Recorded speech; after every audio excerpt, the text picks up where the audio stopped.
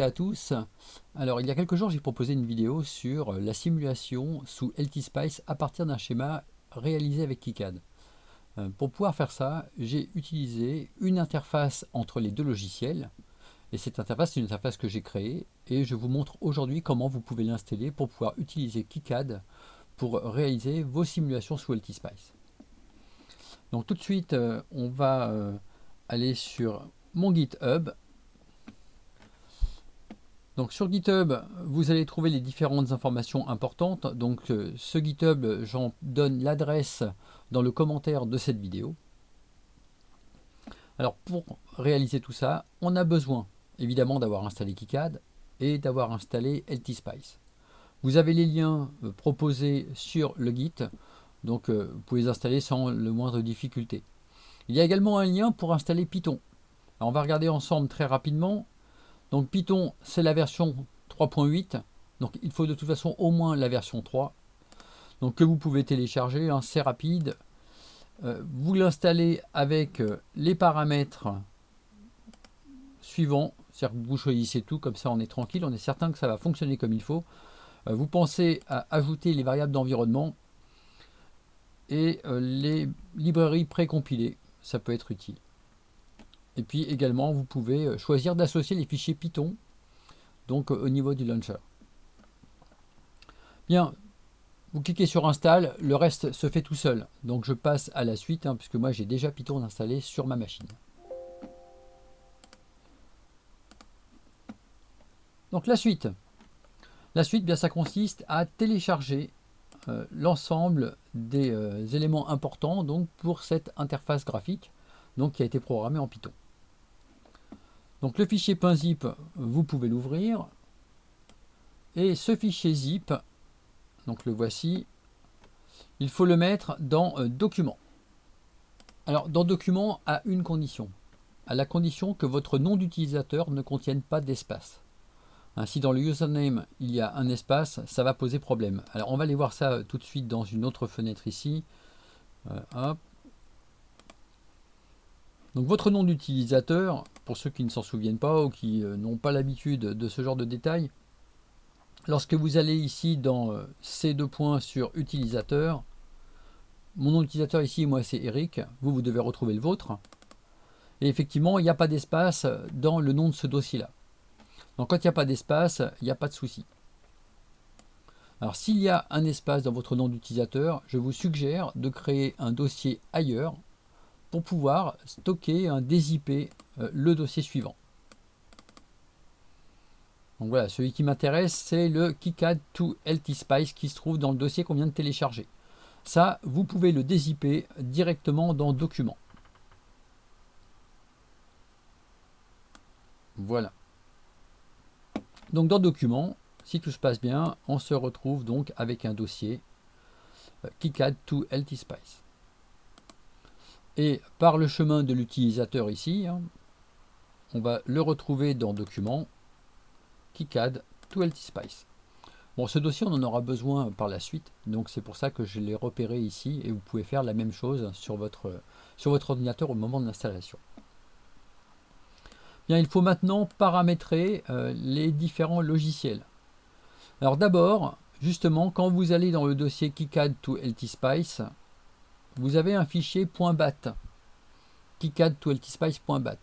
C'est celui qui va être utilisé par KiCad pour pouvoir lancer l'interface graphique.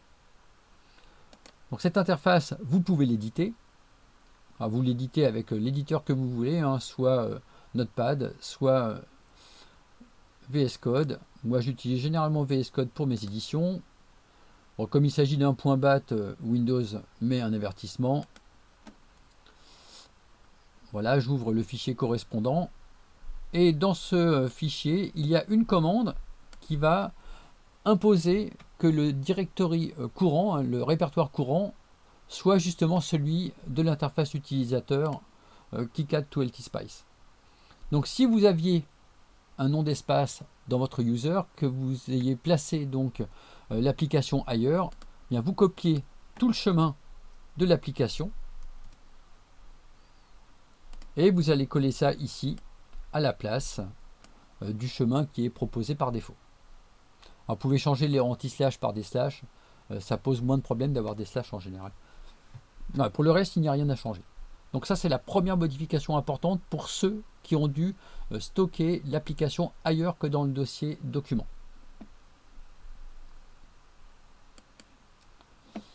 Donc pensez à sauvegarder si vous l'avez fait. Ensuite, deuxième étape,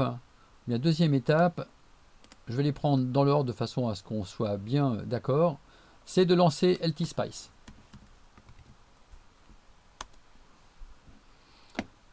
Bien, dans LTSpice, il y a un outil de configuration, Control Panel. Et dans cet outil Control Panel, on a ici un onglet qui va nous permettre de préciser l'endroit où LTSpice doit chercher les modèles utilisateurs en quelque sorte. Donc les modèles Spice utilisateurs. Donc ici, on va venir coller alors le dossier qui se trouve dans lib for KiCad et models for KiCad. Donc voilà, c'est tout ce chemin qu'on va venir coller ici. Parce que c'est là que seront stockés nos modèles utilisateurs dans l'interface KiCad to LTSpice. Donc ça, je le colle ici. Ok. Et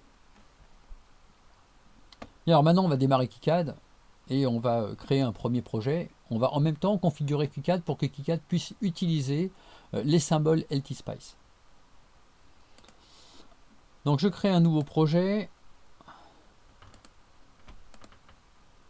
Ce nouveau projet, je vais le mettre sur le bureau et je l'appelle intégrateur. On va faire l'intégrateur qui se trouve sur la page de présentation de la vidéo. Et avant d'aller plus loin, on va aller sur l'outil qui permet d'éditer les symboles. Et dans cet outil qui permet d'éditer les symboles, on va ajouter les symboles qui se trouvent dans le dossier que vous avez pu voir juste à l'instant, lib4KiCad, où on a effectivement un certain nombre de bibliothèques destinées à KiCad. Alors ça, il faut les ajouter impérativement. Donc l'éditeur, il s'est ouvert. Il s'est ouvert sur mon autre écran. Voilà, je l'emmène ici. Donc pour ajouter des dossiers, pour ajouter des bibliothèques, on va dans Préférences, configurer les librairies de symboles. Et on ajoute avec le petit outil dossier ici, les bibliothèques correspondantes. Donc il suffit d'aller dans Documents, KiCad to LTSpice, lib4KiCad, et là vous sélectionnez l'ensemble des bibliothèques et vous les ouvrez. Elles vont donc s'ajouter à notre outil KiCad. Donc pareil, moi j'ai déjà fait ça, donc je ne le refais pas. Et puis après, on peut fermer l'outil.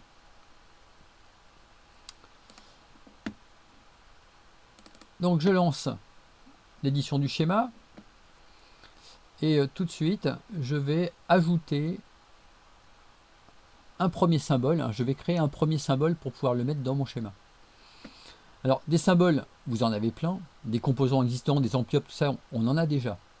Ce qui m'intéresse ici, c'est d'aller récupérer un des enveloppes disponibles dans LTSpice. Et pour ça, on va aller sur l'outil Netlist et ici sélectionner l'onglet Spice. C'est à partir d'ici qu'on lancera l'interface graphique. Ce qu'il faut lancer, c'est le point BAT qui permet donc de lancer KiCad to LTSpice. Alors ce point BAT, je vous rappelle, il se trouve dans KiCad to LTSpice, il se trouve ici, c'est celui dont on a parlé tout à l'heure. Donc vous copiez le chemin et puis ensuite vous collez le chemin, vous ajoutez /KiCad to LTSpice.bat. Et ça permet donc de lancer notre interface graphique. Bien, donc niveau configuration, c'est pratiquement terminé. Une dernière chose, au niveau de la configuration ici, il faut préciser où se trouve l'exécutable de LTSpice. Bon, normalement par défaut ça se trouve là. Et il faut préciser où se trouve le dossier de librairie de LTSpice. Alors ce dossier-là, il se trouve systématiquement à l'intérieur du dossier document de l'utilisateur. Donc vous allez le chercher parce que évidemment actuellement il est sur Eric. Il est peu probable que pour vous ça convienne. Et donc vous allez aller donc dans le dossier utilisateur, donc document, KiCad to LTSpice, pardon, pas KiCad to LTSpice, voilà, LTSpice, donc 17, et vous sélectionnez uniquement ça. Voilà, une fois que c'est fait, vous pouvez sauver la configuration.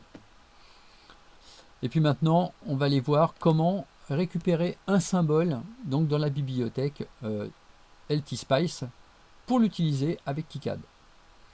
Alors pour ce premier exemple, je vais m'intéresser à la possibilité de récupérer un ampli-hop. Hein, c'est un petit peu spécifique les ampli-hop par rapport aux autres symboles de LTSpice. On verra dans une autre vidéo comment récupérer les autres symboles LTSpice. Donc pour un ampli-hop, eh bien ici dans la liste, je vais choisir un ampli-hop.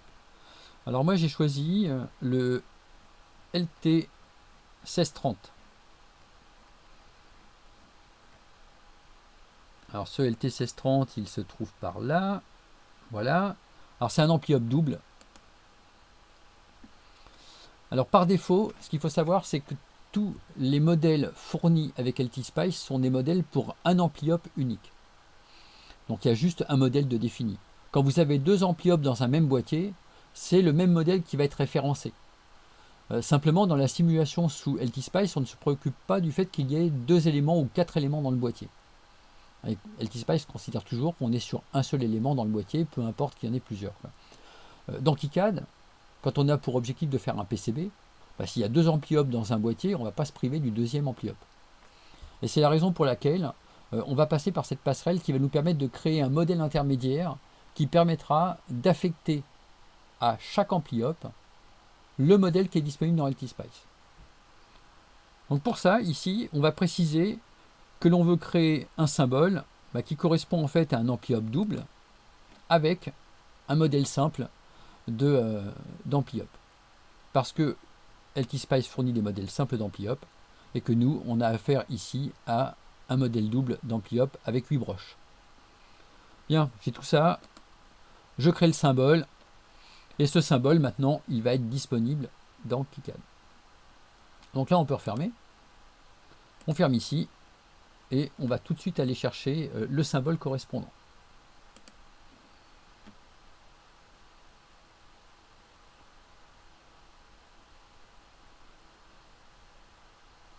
Ah, ça traîne un peu.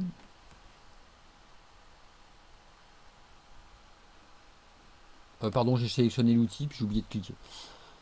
Donc ça traîne pas du tout. Donc on a ce LT 1630. Donc voilà, on voit qu'il est disponible maintenant dans la bibliothèque LTSpice op-amp PCB. Et on va venir choisir l'unité A. Alors avec X, je fais tout de suite le miroir de façon à avoir la borne inverseuse en haut. Alors je vais réaliser un intégrateur tel que vous l'avez sur la photo de la vidéo. Donc cet intégrateur, il nécessite de mettre en place également une capacité. Ensuite, on a besoin d'une résistance en entrée.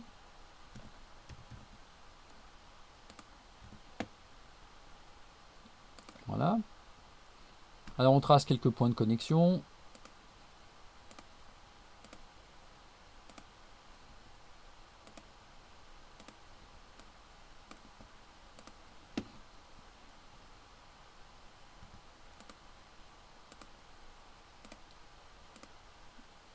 On va mettre un label de sortie. Alors, à droite, c'est une sortie. Et ça s'appelle sortie. On va également alimenter cet ampli-hop. Pour l'alimenter, j'ajoute des sources de courant continu. Ces sources s'appellent VDC et elles sont disponibles dans la bibliothèque Simulation Spice. Hop, on en met une première, on en met une seconde pour pouvoir faire l'alimentation positive et négative. On va rajouter également des labels pour bien identifier ce qui correspond à VDD, VEE, hein, la partie positive de l'alimentation, la partie négative. Donc VDD.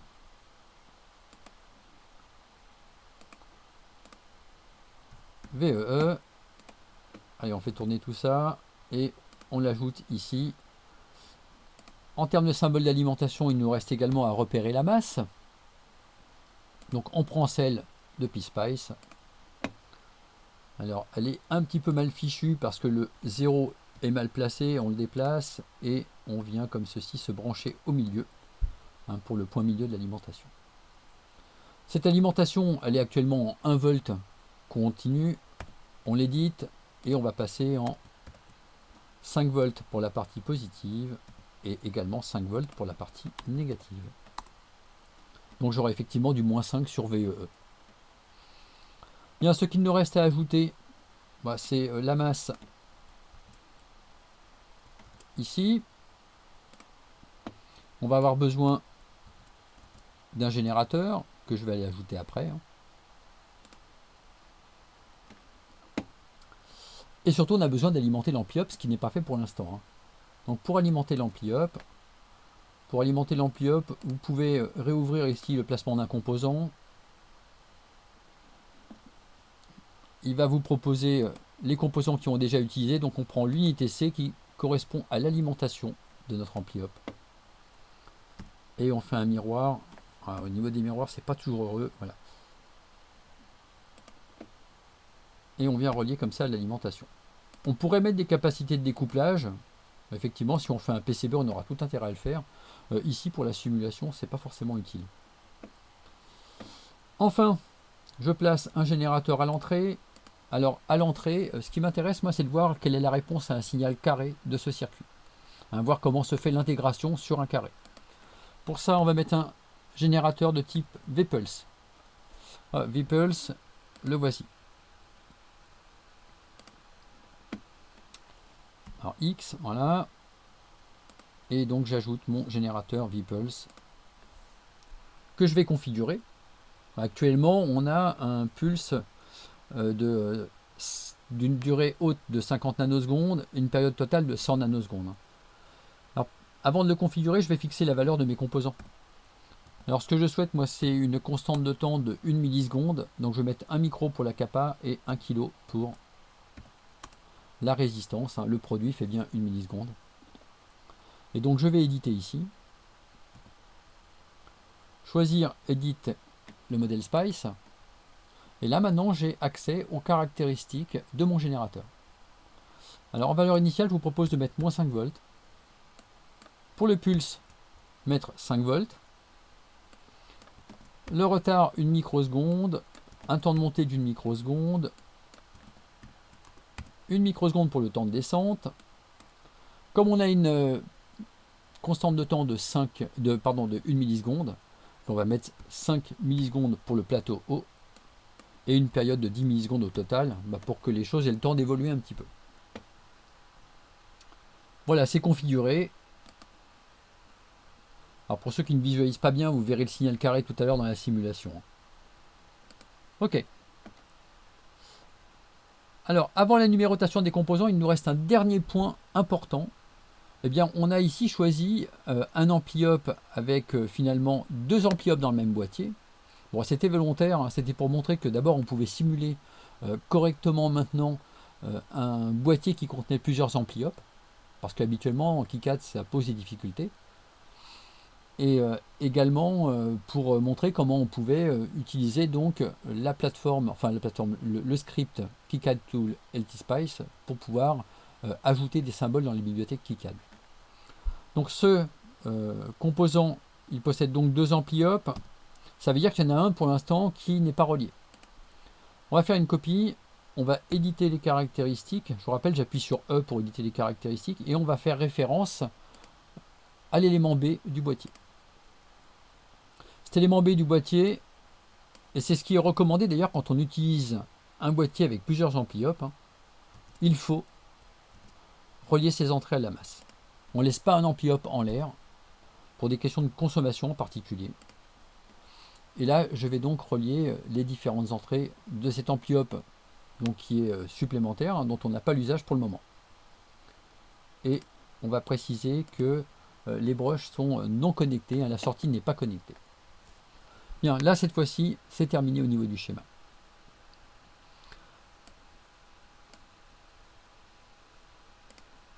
Bien, donc c'est terminé. À une nuance près, c'est qu'on n'a pas numéroté les composants, donc on numérote les composants, ça se fait automatiquement. Parfait, c'est numéroté, tout est terminé. Je peux maintenant lancer le simulateur. Alors pour lancer le simulateur, on retourne ici sur la génération de netlist. On clique sur Spice et on lance le générateur.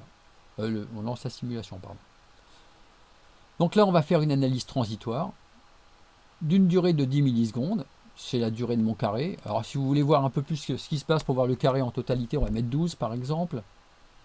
On peut laisser le pas de calcul à 1 microseconde. On va préciser que l'on spécifie nous-mêmes les conditions initiales, ce qu'on ne fera pas, et par conséquent les conditions initiales ce sera 0 volts et 0 ampères partout où il y en a besoin. Donc 0 volts par exemple pour ce qui est disponible aux bornes de la capacité. Hein, on va considérer que la capacité n'est pas chargée initialement, et comme on ne va pas préciser son niveau de tension au départ, elle va donc être considérée comme déchargée.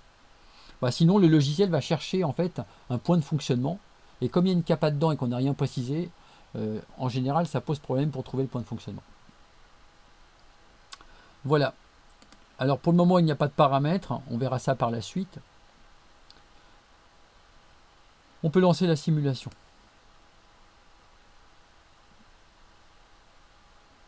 Voilà, donc LTSpice a été ouvert, donc avec donc notre netlist et toutes les informations nécessaires pour que ça puisse fonctionner. Alors pour nous, ceux qui est habitués à simuler avec LTSpice, en fait là vous avez un schéma dans lequel il n'y a pas vraiment de schéma, il y a juste une netlist de schémas. En revanche, vous pouvez utiliser tous les outils habituels et en particulier vous pouvez lancer la simulation.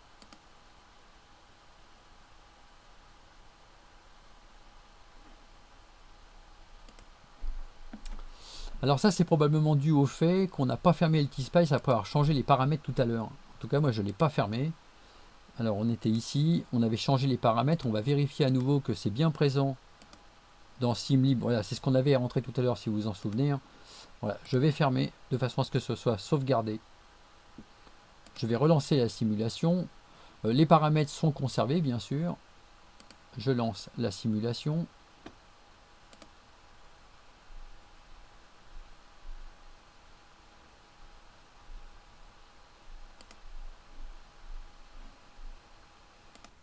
Bien, alors l'erreur que je viens d'avoir, vous ne la verrez pas apparaître. Hein. C'est parce que moi, à force de faire des essais pour, pour faire la vidéo, de réinstaller systématiquement, je perds des morceaux. Et donc bon, dans votre cas, hein, ça ne se produira pas. Donc ici, allez, on a fait la sauvegarde du chemin. Donc c'est bon, hein, on lance et vous obtenez le fonctionnement. On va choisir les signaux qu'on veut afficher. Par exemple, la sortie. Et là, donc, on obtient le résultat de cette simulation. On peut peut-être visualiser également l'entrée. Alors, on ne lui a pas donné de nom, alors c'est pas forcément pratique. Donc, le plus simple, c'est donc de fermer. On retourne dans notre schéma et on va ajouter ici un label. Donc, pour l'entrée.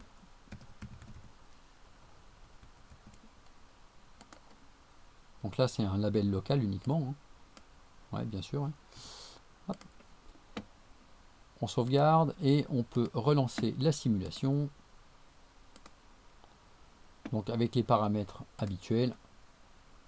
Et je lance la simulation.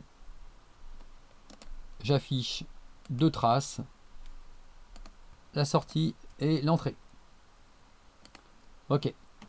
Donc voilà, on observe bien le comportement d'un intégrateur avec des phénomènes un peu particuliers qui sont dus au fait que cet intégrateur il a saturé à certains moments et la commutation pour pouvoir passer à nouveau un intégrateur ne se fait pas de façon immédiate. Ça c'est dû au choix de l'ampli-op, hein, LT1630. On n'aurait pas le même fonctionnement avec tous les ampli-op. C'est là l'intérêt de la simulation, de voir ce que l'on obtient justement. Alors on pourrait simuler de façon paramétrique l'évolution en fonction de la valeur de la capacité par exemple. Allez, je vous montre juste ça, et puis on s'arrêtera là, puisqu'on a vu comment on pouvait utiliser un ampli-op et comment on pouvait donc simuler avec un ampli-op. Et surtout, on a vu comment on pouvait installer KiCad to LTSpice sur une machine. Donc ici, je reviens sur le schéma, et maintenant, je souhaite que cet élément-là soit un élément paramétrique. Donc entre accolades, je vais marquer C1. Bon, c'est son nom, on pourrait marquer n'importe quoi d'autre, simplement c'est plus facile à identifier comme ça. Donc je relance le simulateur. Ici dans l'onglet Parameters, on voit maintenant apparaître un paramètre qui est C1. Alors il n'a pas de valeur par défaut. Peut-être que dans les versions futures de KiCad to LTSpice, j'ajouterai une valeur par défaut pour les différents composants, en identifiant le type de composant. Là, on va faire une simulation avec différentes valeurs, et je vous propose de mettre un micro, 3.3 micros et 10 micros. Allez, on envoie. On lance. Et on va afficher la sortie.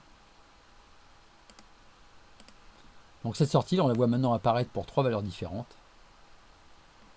Et en fonction des valeurs, évidemment, on a des constantes de temps différentes. Donc un chargement qui est plus ou moins rapide. Et donc si maintenant on regarde, si on veut connaître les différentes courbes, à quoi correspondent les différentes courbes, un clic droit, View, Step Legend.